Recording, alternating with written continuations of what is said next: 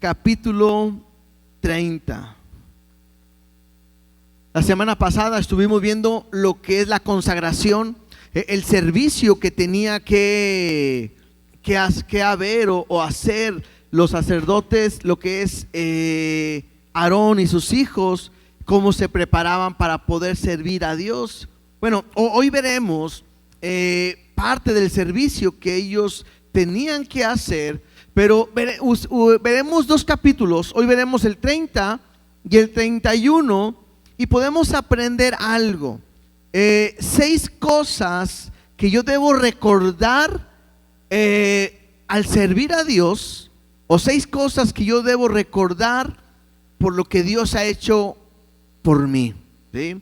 Recuerden que estamos en esa etapa donde Dios pidió al pueblo o a Moisés que levantaran un tabernáculo, un lugar de reunión, y el propósito que Dios quería con este tabernáculo, que era como una tienda grande, era poder Dios habitar o estar junto con su pueblo. Entonces la idea es que hoy aprendamos 6 cosas que me van a recordar lo que Dios ha hecho por mí. Así que antes de leer, vamos a orar y poner este tiempo en las manos de Dios. Papá, te damos gracias porque eres bueno. Te damos gracias porque eres fiel y porque el día de hoy podemos venir ante tu presencia para poder leer tu palabra, estudiarla, escudriñarla y ver lo que quieres hablar a nuestras vidas. Quita toda distracción de nuestra vida. Quita todo lo que pueda perturbarme, el yo poder escuchar tu dulce voz, y que el día de hoy pueda salir transformado a través de tu palabra. Háblanos, enséñanos, en el nombre de Jesús. Amén y amén. Les decía, Dios había mandado a hacer un tabernáculo y tenían que el pueblo estar preparado, estar consagrado, limpio para poder estar delante de Dios. Recordemos que el pueblo era pecador o ha pecado, y eso impedía que podían acercarse libremente a Dios. Ahora Dios está haciendo toda una obra para poder que el pueblo pueda estar con Dios en todo momento, o más bien Dios con su pueblo, y está utilizando ese tabernáculo y a los sacerdotes para poder manifestarse de esta manera. Pero veamos lo que dice. Leamos los primeros versículos del capítulo 30 y después lo vamos explicando. Dice así: harás asimismo un altar para quemar el incienso, de madera de acacia lo harás.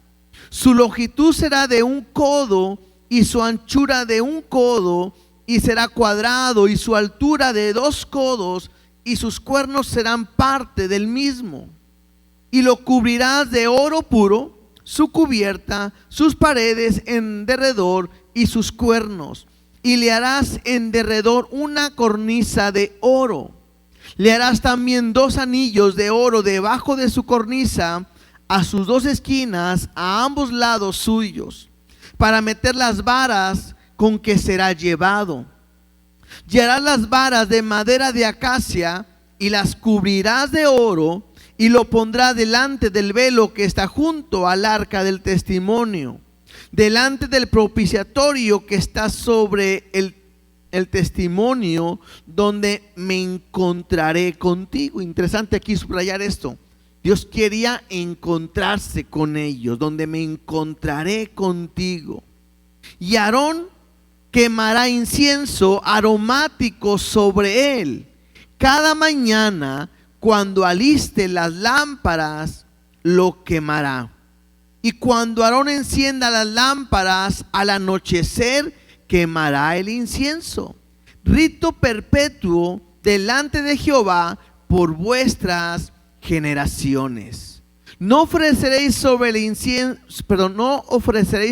él incienso extraño, ni holocausto, ni ofrenda, ni tampoco derramarás sobre él libación. Y sobre sus cuernos hará Aarón expiación una vez en el año con la sangre del sacrificio por el pecado para expiación. Una vez en el año hará expiación sobre él por vuestras generaciones, será muy santo a Jehová. En esta primera parte, Dios está dando indicaciones acerca de un altar del incienso. Y me dice cómo iba a ser las especificaciones de este mueble. Y me dice que iba a ser de 45 centímetros de ancho, 45 centímetros de fondo y una altura de 90 centímetros.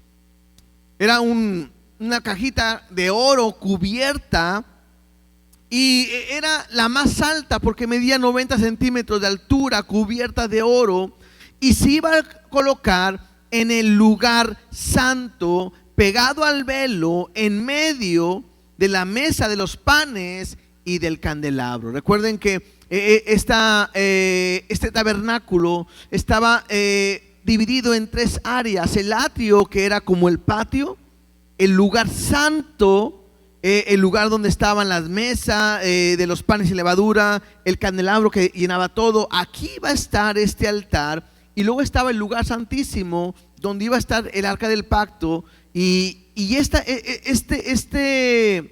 altar iba a estar pegado sobre el velo, ¿sí? Y era un altar donde se iba a quemar incienso. Todos los días, por la mañana y al anochecer, se tenía que quemar ese incienso. Era un incienso para que llenara de aroma todo este lugar. ¿Y cómo tenía que ser ese incienso? Vamos a leer ahora, ahí mismo en Éxodo, pero 30, igual en el 30, pero versículo 34. Ahí mismo capítulo, más adelante, a partir del versículo 34. Me va a decir cómo era este incienso. Dice así: dijo además Jehová a Moisés: toma especies aromáticas, estacte y uña aromática y galvano aromático e incienso puro, de todo en igual peso. Y harás de ello el incienso un perfume según el arte del perfumador, bien mezclado, puro y santo. Y molerás parte de él en polvo fino, y lo pondrás delante del testimonio en el tabernáculo de reunión, donde yo me mostraré a ti. Otra vez, aquí puedes subrayar también esta misma frase, porque otra vez Dios, si algo quiere hacer con su pueblo, es tener una relación con él. Quiere mostrarse Dios con él, con su pueblo. Y luego dice así: os será cosa santísima.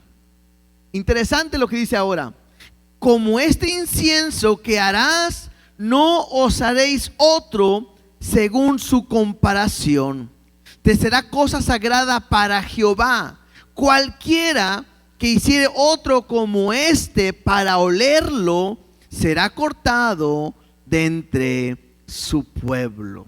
Interesante, porque me habla de este incienso, que me dice de qué especies tiene que ser, cómo tenía que ser, pero también me dice que era algo muy sagrado para Dios, algo completamente que se tenía que hacer para Dios, y que nadie más podría hacer, ni imitar, incluso ni para olerlo, porque era algo muy santo para Dios, muy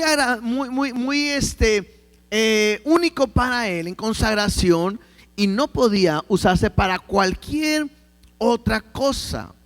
Ahora, la pregunta podríamos decir ahorita es: bueno, ¿y qué significa ese altar de incienso? Y lo que significa es la oración. Lo que se refiere en este punto es a la oración. Mire, veamos algunos versículos simplemente para tomar referencia y ahorita explicar. Salmo 141:2.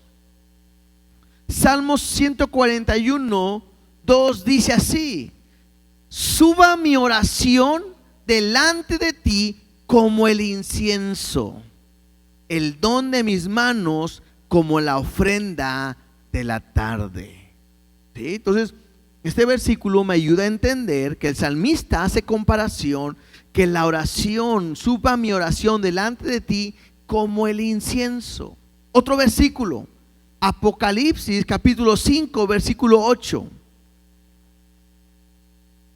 Apocalipsis 5, 8 dice así: y cuando hubo tomado el libro, los 4 seres vivientes y los 24 ancianos se postraron delante del Cordero.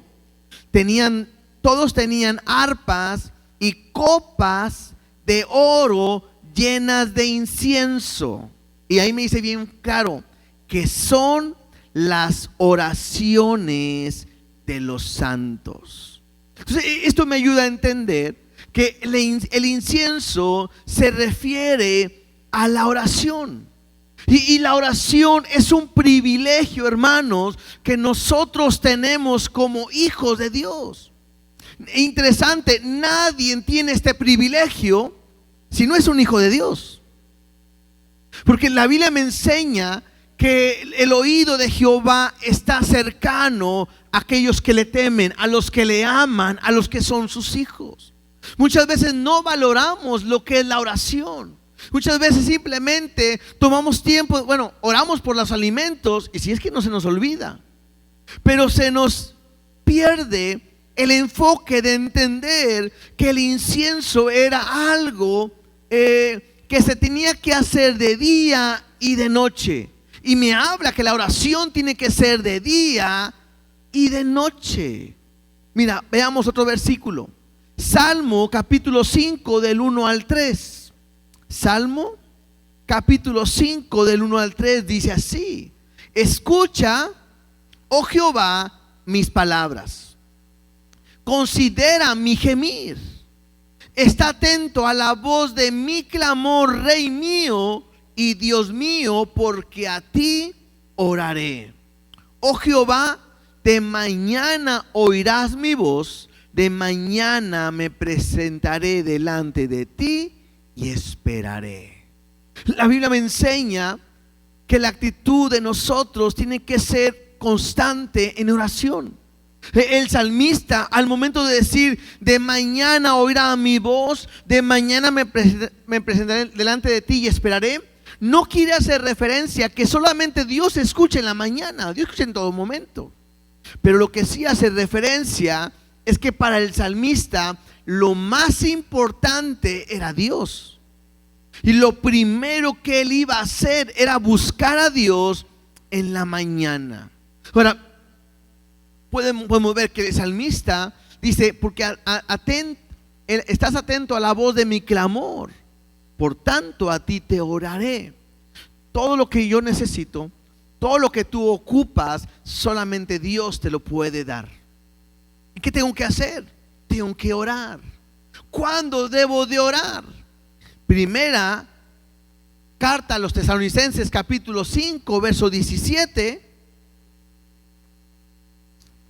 Primera de Tesalonicenses 5, 17 dice así: orad sin cesar. Y esto me habla que debo de orar en todo tiempo. Ahora que soy hijo de Dios, a mí me corresponde tener una relación diaria con Dios. Orar en la mañana, orar en la tarde, orar en la noche, en todo tiempo estar en oración. Ahora, lo hemos dicho muchas veces. No quiere decir que no puedo hacer nada, no puedo estudiar, no puedo trabajar porque todo el tiempo tengo que estar orando. No, sino que me habla de una actitud. Porque a diferencia de lo que estamos leyendo en esta historia, Dios está con nosotros en todo momento. Somos templo del Espíritu Santo. Y al ser templo del Espíritu Santo, Dios habita en mí. Yo hablo con Dios en todo momento. Y puedo levantarme y decir: Dios, gracias por el día. Y puedo ir rumbo a mi trabajo y puedo decir: Dios, ayúdame que me salga bien. Puedo estar almorzando y Dios, gracias por el alimento. Puedo estar en todo momento hablando, porque hoy lo que Dios quiere es tener una relación conmigo diaria. Lo que tú tienes que aprender a hacer es a tener esa relación con Dios siempre. Y es la manera en que yo debo de orar. La oración, interesante, porque me decía ahorita que le estábamos leyendo que en el altar del incienso, ahí no podías hacer ningún sacrificio. El altar del incienso no era para derramar algún vino, libación, ni nada. Simplemente era para ofrecer incienso. Y ahí aprendo algo también. Para nosotros, la oración no debe de ser un sacrificio. Porque a veces lo hacemos así. Ay Dios, bueno, me cuesta mucho orar, pero lo voy a hacer como un sacrificio. Y no es así. Bueno, me voy a levantar a las 4 de la mañana y me estoy durmiendo, pero lo hago como un sacrificio para ti. No, eso no es lo correcto. La oración, decía ahorita, es un privilegio. La oración debe de ser un tiempo donde yo paso con Dios, en el cual me debo de deleitar. No es un monólogo donde yo hablo como loco, sino es un tiempo donde yo sé que estoy con Dios y Él me escucha. Ahora, alguno puede pensar y puede decir, bueno, es que muchas veces oro y Dios no me da lo que pido.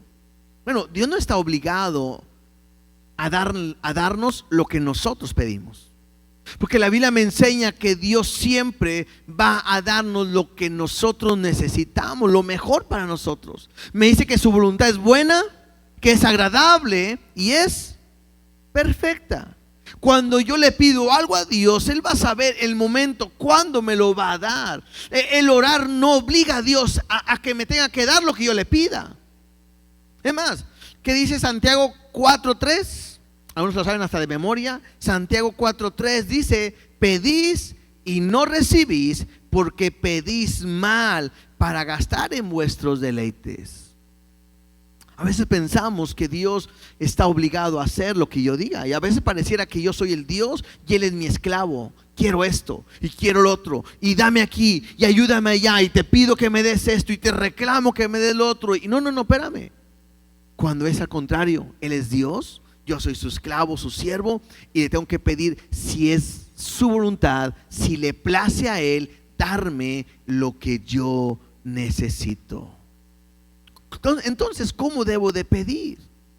Vamos a Mateo capítulo 6, versículo 5 en adelante. Porque me va a enseñar, o la Biblia me dice cómo entonces tiene que ser mi oración. Y Mateo capítulo 6 me habla las mismas palabras de Jesús, y Él lo explica de esta manera. Dice así: cuando ores, no seas como los hipócritas, porque ellos aman el orar en pie en las sinagogas y en las esquinas de las calles, para ser vistos de los hombres.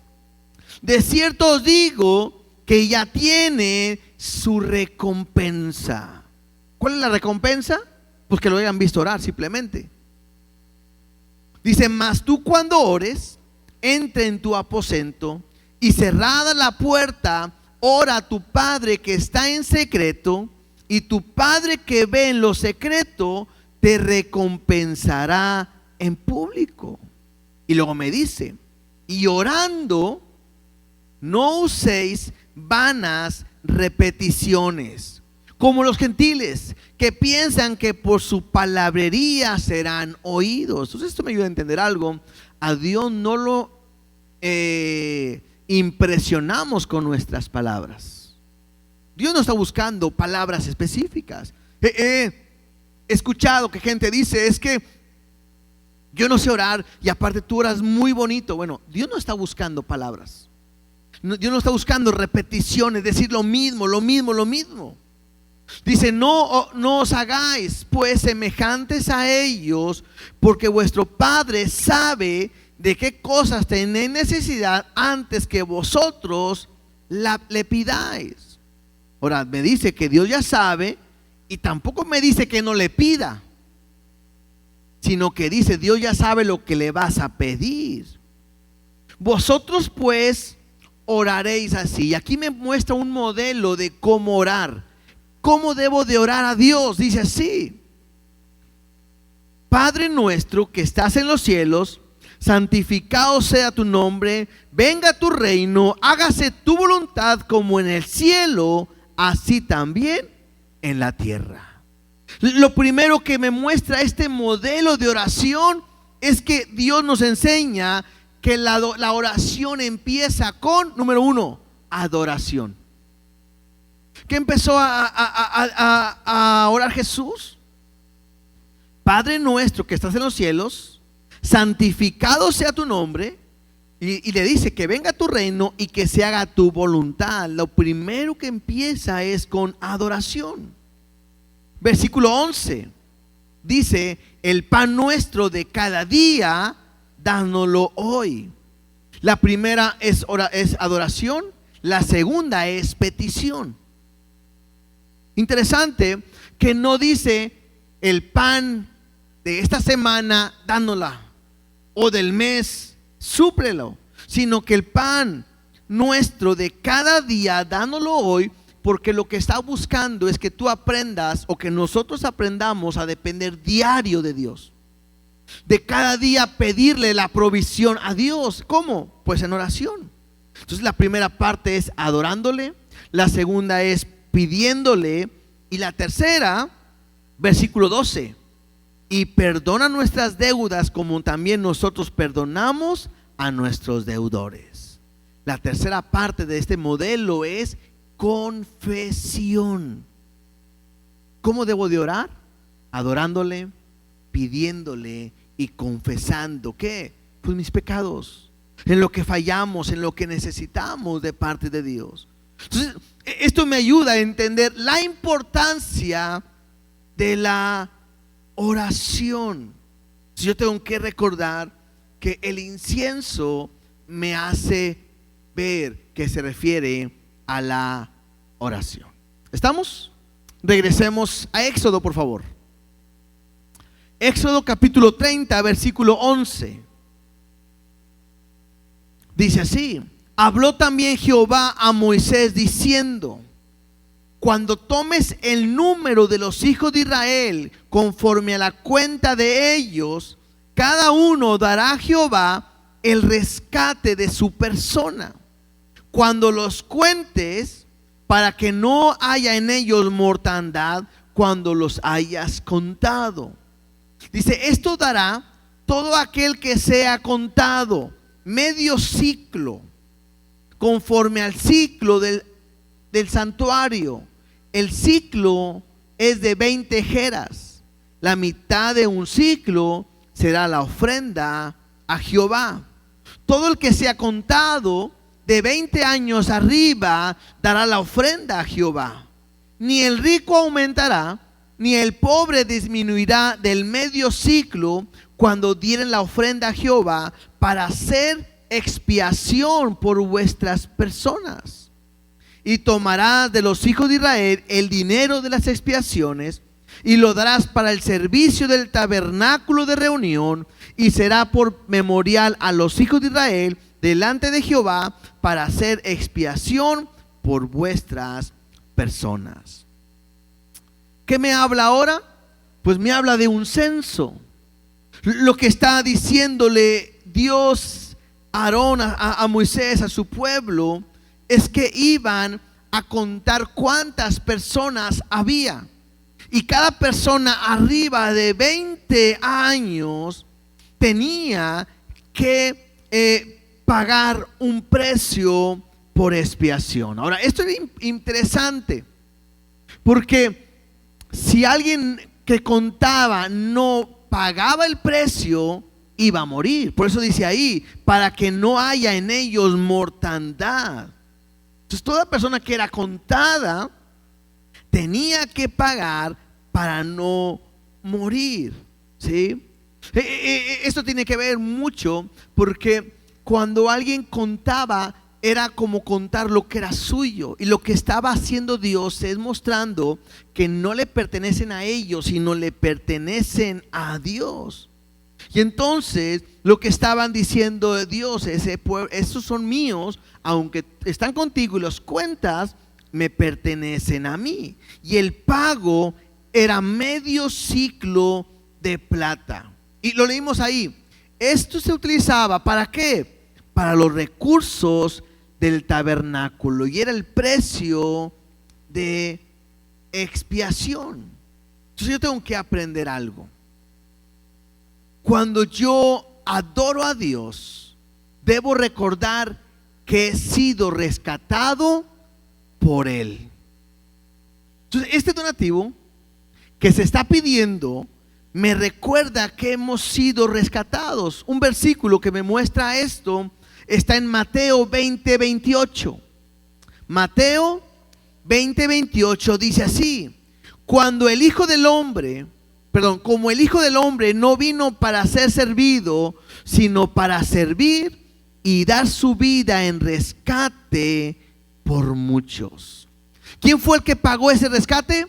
Cristo. Ahora, algo interesante que podemos ver es que ahorita que leíamos ahí en Éxodo, dice que ni el rico aumentará lo que tiene que pagar, ni el pobre va a disminuir. O sea, no había manera de decir, ¿sabes qué? Pues están pidiendo medio ciclo, yo tengo mucho dinero, yo valgo mucho más y voy a pagar más por mi vida. O al revés, que alguien pueda decir, pues somos pobres, no tenemos mucho, no hay una rebajita, queremos pagar menos. No había manera de pagar más ni pagar menos, sino que era el mismo precio para todos. Y eso me ayuda a entender algo. El precio que Cristo pagó por nosotros fue el mismo por todos. O sea, no hay que alguien pueda valer más que otros. No hay alguien que pueda valer menos que otros, sino que todos tienen el mismo valor. Entonces, las primeras dos cosas que hemos visto, hemos aprendido hasta ahora es: la primera, el altar del incienso me recuerda la oración. ¿Sí? Igual si lo quieren anotar. El primero, el altar del incienso me recuerda la oración. Número dos, este donativo que estamos leyendo ahorita me recuerda que he sido rescatado.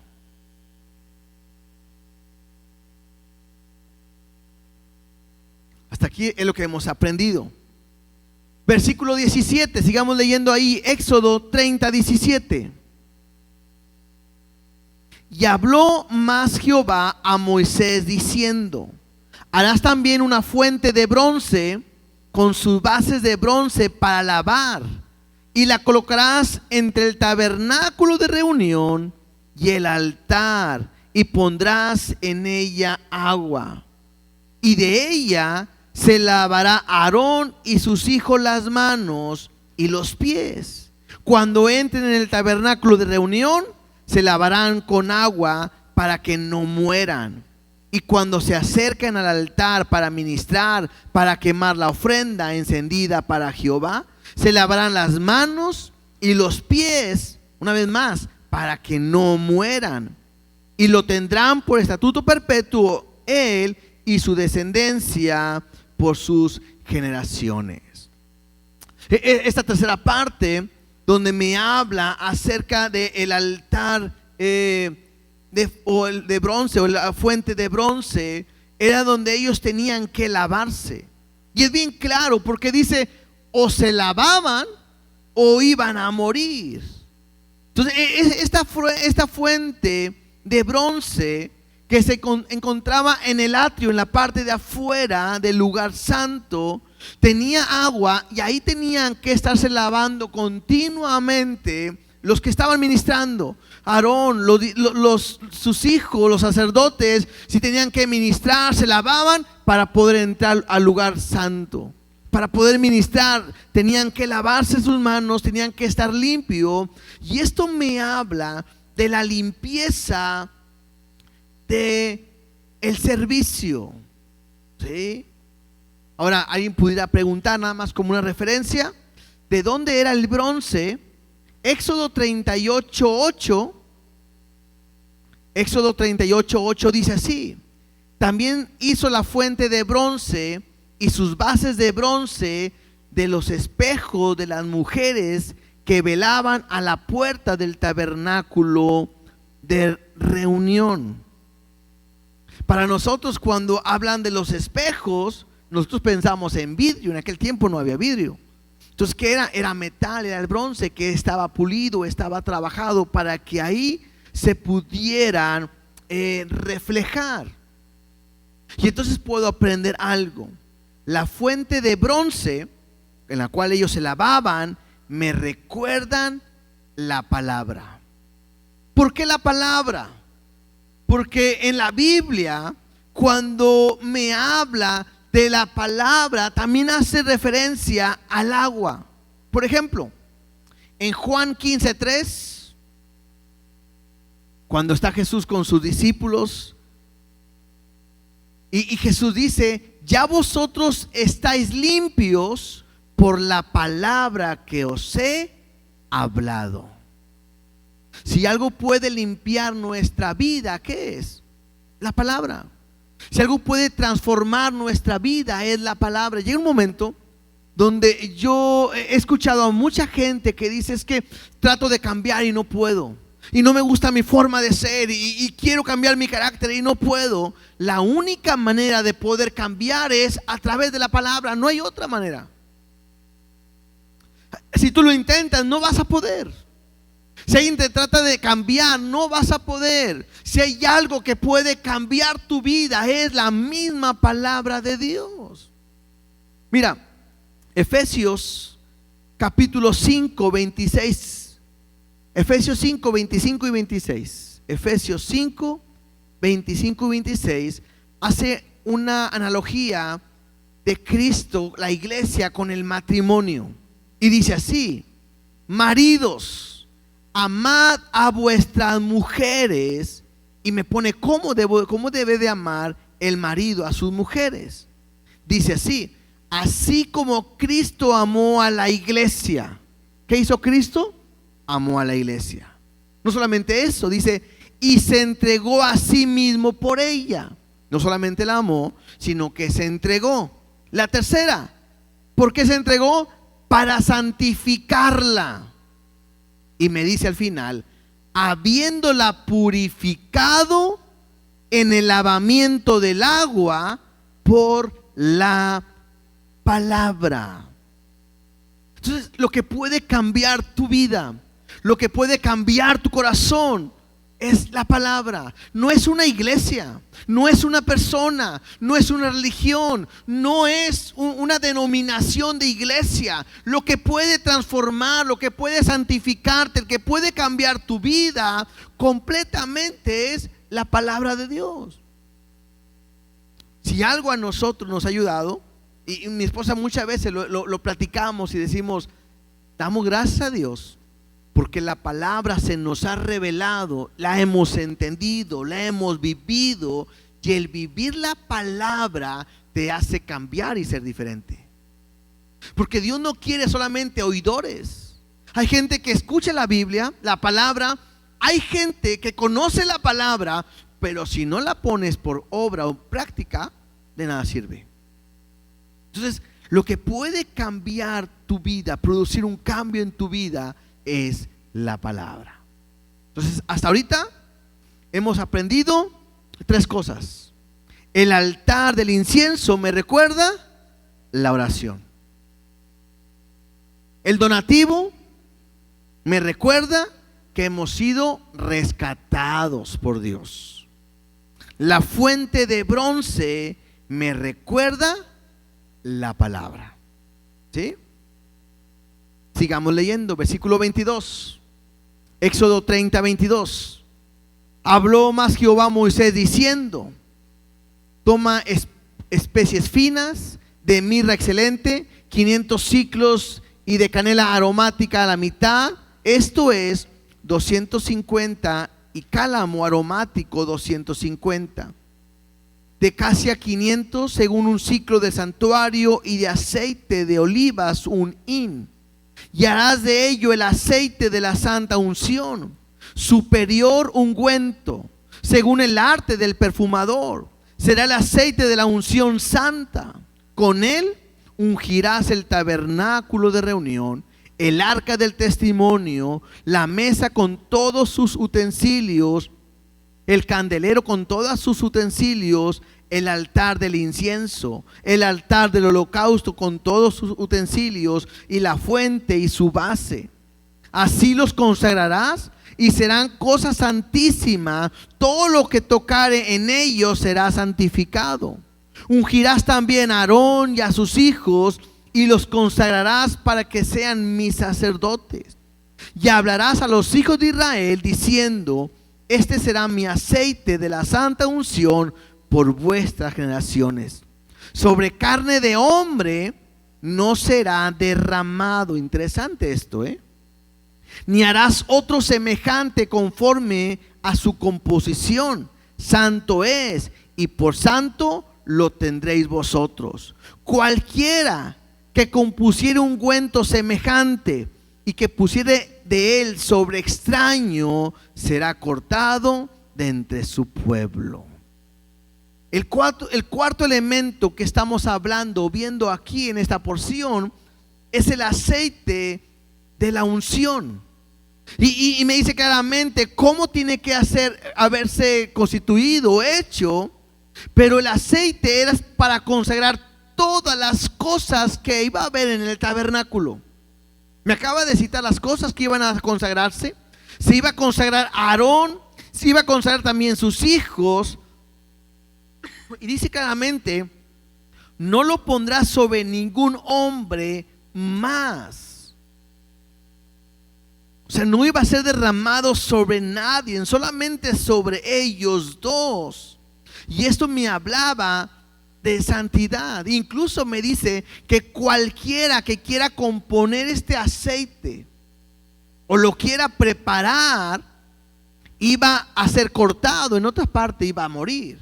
Bueno, este aceite de la unción me recuerda el Espíritu Santo. Cuando somos ungidos,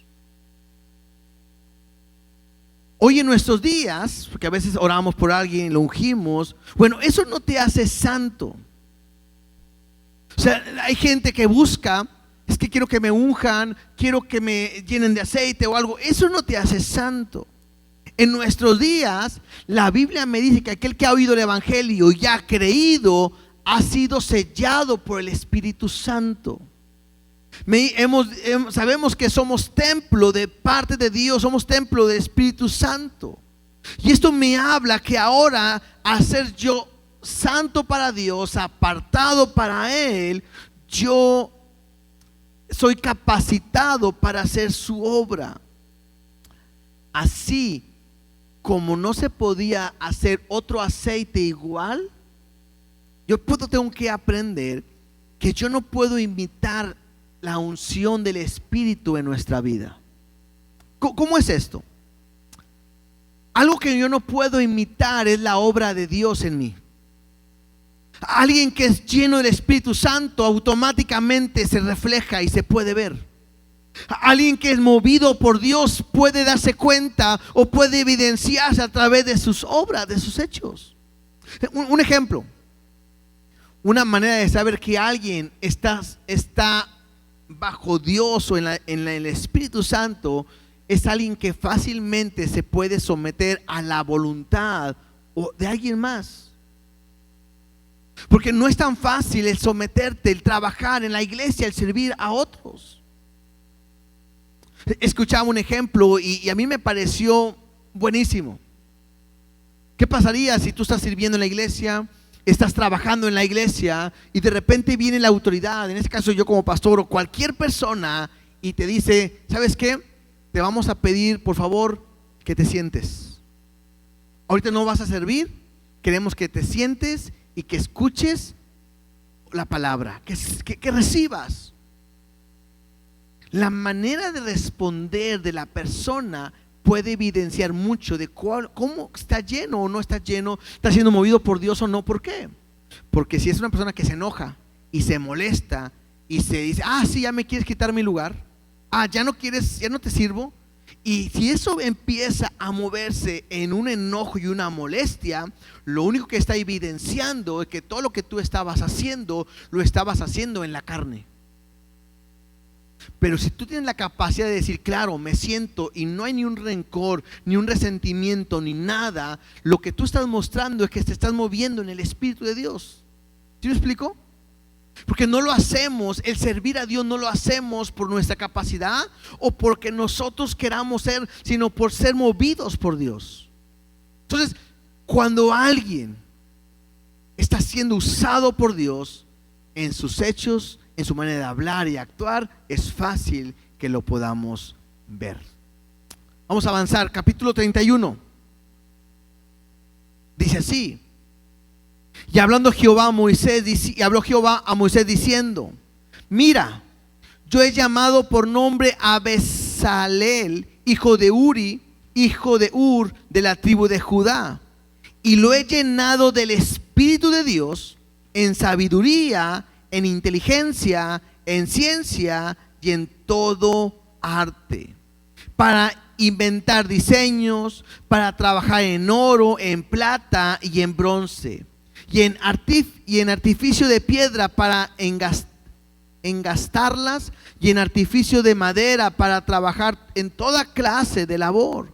He aquí que yo he puesto en él a Aholiab, hijo de Ahismac, de la tribu de Dan, y he puesto sabiduría en el ánimo de todo sabio de corazón, para que hagan todo lo que te he mandado: el tabernáculo de reunión, el arca del testimonio, el propiciatorio que está sobre ella, y todos los utensilios del tabernáculo, y la mesa y sus utensilios, el candelero limpio y todos sus utensilios, el altar del incienso y el altar del holocausto, y todos sus utensilios, la fuente y su base, y los vestidos del servicio, las vestiduras santas para Aarón y el sacerdote, las vestiduras de sus hijos para que ejerzan el sacerdocio, el aceite de la unción, el incienso aromático para el santuario, harán conforme a todo lo que te he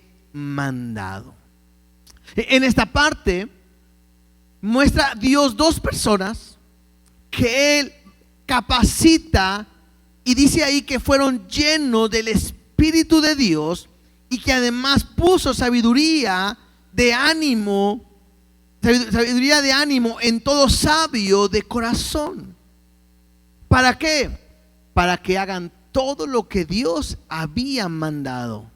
Y entonces, cuando escucho el nombre de Bezaleel y Aholiab, me recuerdan mi llamado y cómo Dios me capacita para hacer su obra. Puedo verlo eso. O sea, Dios está pidiendo que hagan diferentes cosas en el tabernáculo, diferentes vasijas, vestimentas, de todo. Y lo que Dios hace es que va a capacitar gente para que hagan todo lo que Dios está pidiendo. Y entonces eso me ayuda a entender que cuando Dios a nosotros nos ha llamado para estar en su presencia, Dios nos llama a ser parte de la iglesia y nos capacita. Y tenemos que aprender que todos, hermanos, todos somos miembros de la iglesia y tenemos una función. Apréndelo. Si tú estás en esta iglesia, es porque Dios te ha traído con un propósito en esta iglesia y con una función en esta iglesia. Y cada uno de ustedes, Dios les ha dado un propósito, una función. El problema es cuando uno quiere ser una función la cual no le pertenece. ¿Te puedes imaginar que una mano quiera ser pie? ¿O que un pie quiere ser mano? ¿Que una rodilla quiera ser ojo? Pues no se puede. Cada uno tiene una función y tiene que llevarla a cabo para que esto funcione. Cada uno de nosotros tenemos una función en nuestra iglesia y todos son importantes. Interesante, porque cuando Dios nos habla de el cuerpo y la función, Dios nunca da posiciones. Y lo peor que tú puedes pensar en la iglesia es buscar un puesto y una posición, pensando que teniendo un gran puesto, una mayor posición, vas a poder agradar más a Dios, servir mejor a Dios, y no es así. Sino que Dios a cada uno de nosotros nos ha dado una función. Algunos puede ser tan pequeña como el dedo pequeño del pie, chiquito, pero tan importante que si no tenemos ese pie, no tenemos un equilibrio correcto. Alguien puede sobresalir más que otros. Algunos miembros del cuerpo están visibles, como la mano, otros no. Pero cada uno de los miembros son importantes en función. Si yo puedo aprender algo, Dios quiere estar con nosotros y a cada uno de nosotros nos llama con un propósito. Mira, rápidamente, Romanos capítulo 12, versículo 4. Romanos 12, 4.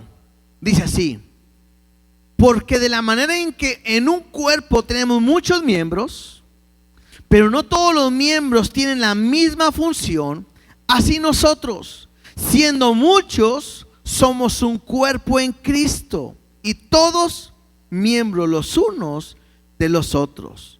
De manera que, teniendo diferentes dones según la gracia que nos es dada. Y aquí viene una lista de dones. Y cada uno de ustedes tienen estos dones. Pueden tener uno o pueden tener varios. Ojalá los puedas identificar y sepas qué don tienes, porque ese don lo tienes que ejercer aquí en la iglesia. Dice así: de manera que teniendo diferentes dones según la gracia que nos es dada, si es el de profecía, pues úsese conforme a la medida de la fe. Este don de profecía tiene que ver con explicar, interpretar correctamente la palabra de Dios y enseñarla de la manera correcta. Otro don, o si de servicio, en servir. Hay gente que Dios les ha dado un don, un llamado a servir, y es tan importantísimo como aquel que profetiza o el que predica. Dice, el que enseña en la enseñanza, el que exhorta en la exhortación. Este no quiere decir que siempre está regañando, sino que este es el que está animando a los demás, motivando. El que reparte con liberalidad, este tiene que ver con la provisión. El que preside con solicitud, tiene que ver con el liderazgo. Y el que hace misericordia, el que ayuda al necesitado, con alegría. Cada uno de nosotros tenemos dones que aquí vienen mencionados. Creo que sería bueno que pronto hagamos un estudio sobre dones y ministerio aquí en la iglesia que vamos a enseñar. Pero tú tienes que aprender a identificar los dones para que uses ese don aquí en la iglesia. Lo peor que puedes hacer es tener un don y no ejercerlo en lo que Dios te ha dado. Dios es el que te capacita para hacer su obra. Entonces, ¿qué hemos aprendido hasta hoy? Número 1, el altar del incienso me recuerda la oración. El donativo me recuerda que hemos sido rescatados. La fuente de bronce me recuerda su palabra, importantísima para poder cambiar. El aceite de la unción me recuerda el Espíritu Santo, el cual mora, que está en nosotros. Y Besalé y Aholiab me recuerda mi llamado y que Dios me capacita para hacer su propósito. ¿Sí? Y por último, versículo 12. Habló además Jehová a Moisés diciendo: tú hablarás a los hijos de Israel diciendo: en verdad vosotros guardaréis mis días de reposo, porque es señal para mí y vosotros y vuestras generaciones, para que sepáis que yo soy Jehová que os santifico. Así que guardaréis el día de reposo, porque santo es a vosotros. El que lo profanare, de cierto morirá. porque cualquiera que hiciere obra alguna en él, aquella persona será cortada de en medio de su pueblo. 6 días se trabajará, mas el día séptimo es día de reposo, consagrado a Jehová. Cualquiera que trabaje en el día de reposo ciertamente morirá. Guardarán pues el día de reposo los hijos de Israel, celebrándolo por sus generaciones, por pacto perpetuo.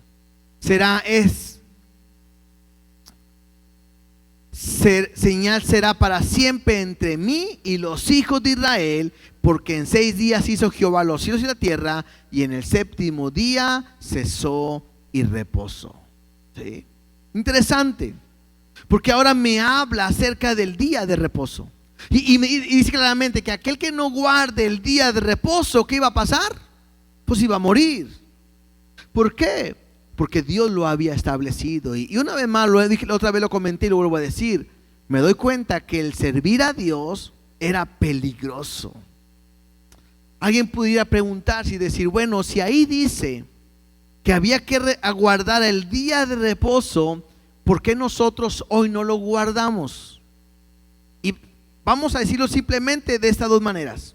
Número 1, lo que acabamos de leer, versículo 17 dice, señal es para siempre entre mí y los hijos de Israel. Entonces, algo que tengo que ver es que esta era una señal entre Dios y su pueblo Israel. ¿Qué pasa con la iglesia?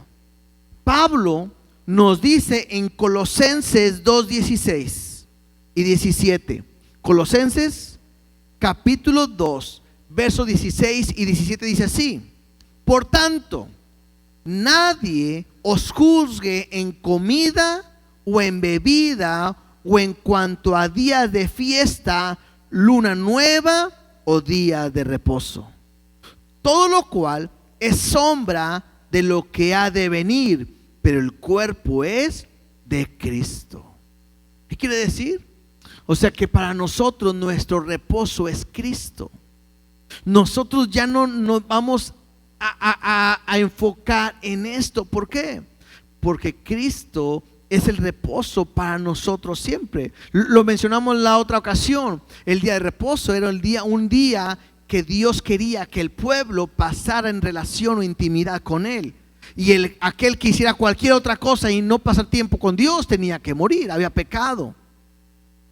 Pero nosotros, Dios no solamente está en un día, sino que Dios todos los días está con nosotros. Entonces, Dios acaba de dar instrucciones de cómo construir el tabernáculo. Y Dios le dice a su pueblo: no porque estés construyendo lo que yo te estoy pidiendo, quiere decir que no vas a cumplir mi día de reposo. Lo que Dios no quería es que el trabajar para Dios sea un impedimento para que ellos puedan tener su intimidad y su relación con Dios. Yo tengo que aprender también esto. Dios hizo una obra completa, pero no puede impedir que yo el día de hoy pase tiempo con Él. Por eso el servicio que acabamos de ver, o la obra que acabamos de ver, me ayuda a entender que Él lo hizo completo. No hay nada que pueda impedir que yo me acerque, y no puede haber nada que pueda impedir que tenga mi relación con Dios. Entonces, ¿qué cosas hemos aprendido? La primera, el altar del incienso me recuerda la oración. El donativo me recuerda que he sido rescatado. La fuente de bronce me recuerda su palabra. El aceite de la unción me recuerda su Espíritu Santo. Besalé y Aholiab me recuerda mi llamado y que me capacitó para hacer su voluntad. Y el día de reposo me recuerda que su obra está completa para que yo pueda estar con Él. Todo lo que acabamos de ver el día de hoy me ayuda a entender que la manera en que yo debo de acercarme y estar con Dios siempre. ¿Cómo me voy a acercar? Pues a través de la oración, porque he sido rescatado, tengo que estar en su palabra, tengo que estar lleno del Espíritu Santo y recordar que he sido llamado para servirle. No vayas a decir, es que yo no sé cómo voy a servir a Dios. Si Él me pide algo, ¿cómo lo voy a lograr? Bueno, Él dijo que mandaría su Espíritu para capacitarte para que hagas lo que Él te ha pedido. Y eso lo vemos en Hechos 1:8, cuando dice: y recibiréis poder cuando haya venido sobre vosotros el Espíritu Santo. Entonces, si te das cuenta, todo lo que Dios quiere es tener una intimidad con nosotros, pero nos ha llamado para estar con Él siempre. Ponte de pie, por favor.